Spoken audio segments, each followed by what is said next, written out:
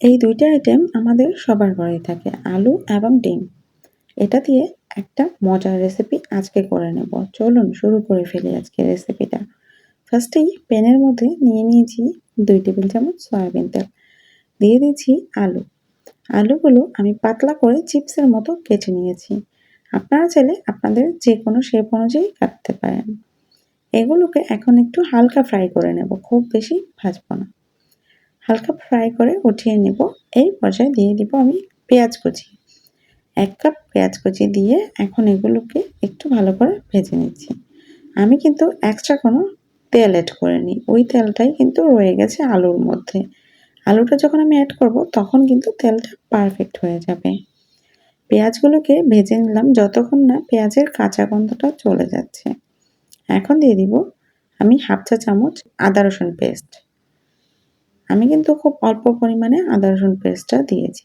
এখন একটু পানি দিয়ে দিব যেন আমার পেঁয়াজগুলো পুড়ে না যায়। এখন দিয়ে দিচ্ছি হলুদ গুঁড়ো 1 চা চামচ, মরিচ গুঁড়ো 1 চা চামচ, স্বাদ মতো লবণ। এখন আরেকটু পানি দিয়ে দিব যেন মরিচের আলগা ঝালটা না থাকে। পানি দিয়ে খুব ভালো করে কষিয়ে নিতে হবে। এখনো যারা আমার চ্যানেলটা সাবস্ক্রাইব করেনি তাদেরকে রিকোয়েস্ট করছি, প্লিজ আমার চ্যানেলটা সাবস্ক্রাইব করে পাশে থাকা বেল বাটনটি অবশ্যই অন করে রাখবেন যেন আমার সব ভিডিও নোটিফিকেশন আপনাদের কাছে পৌঁছে যায় সবার আগে। এখন দিয়ে দিচ্ছি 1 টেবিল চামচ সয়া সস। দিয়ে দিচ্ছি আলু। সেই ভেজে রাখা আলুগুলো আমি এখন দিয়ে দিয়েছি। এখন কিন্তু তেলের পরিমাণটা ঠিক হয়ে যাবে।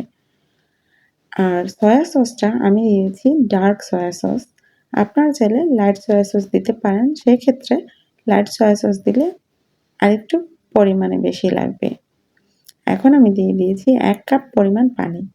খুব বেশি পানি দেব না, আমি 1 কাপ পানি দিয়ে পুরো রান্নাটা শেষ করব। ঢাকনা দিয়ে রেখে দিচ্ছি একটু সেদ্ধ হওয়ার জন্য। এখন দিয়ে দিচ্ছি আমি একটা টমেটো, একটা মাঝারি সাইজের টমেটো চিকন করে কেটে নিয়েছি।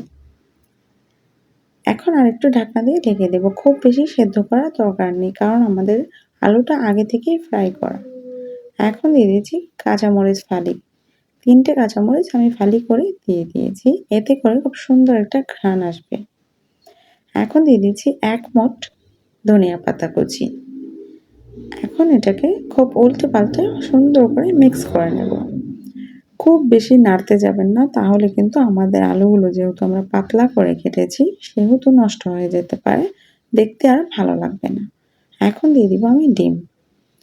2টা ডিম এভাবে লম্বা লম্বা করে আমি কেটে নিয়েছি, আপনারা আপনাদের ইচ্ছে অনুযায়ী কেটে নিতে পারেন।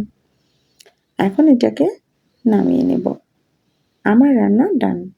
এটা কিন্তু ভাত, পরোটা, রুটি, লুচি সব কিছুর সাথে অনেক ভালো লাগে। সকালের নাস্তায় এটা রাখতে পারেন। এটা কিন্তু পোলাওর সাথেও সার্ভ করতে পারবেন। একেবারেই ঘরোয়া জিনিস দিয়ে আমরা কিন্তু একটু ডিফারেন্ট করে সুন্দর একটা আইটেম করে ফেললাম। সবসময় যে একঘেয়েমি করে রান্না করতে হবে এমন কিন্তু নয়। আমি একটু কুসুম গ্রেটার দিয়ে গ্রেট করে গার্নিশ করে নিলাম। এটা অপশনাল, আপনারা ইচ্ছে হলে নাও করতে পারেন। ভিডিও ভালো লাগলে একটা লাইক, কমেন্ট, পারলে একটা শেয়ার করে রাখবেন। আজকের ভিডিও এই পর্যন্তই। সবাই ভালো থাকবেন, আমার জন্য দোয়া করবেন। আসসালামু আলাইকুম, আল্লাহ হাফেজ।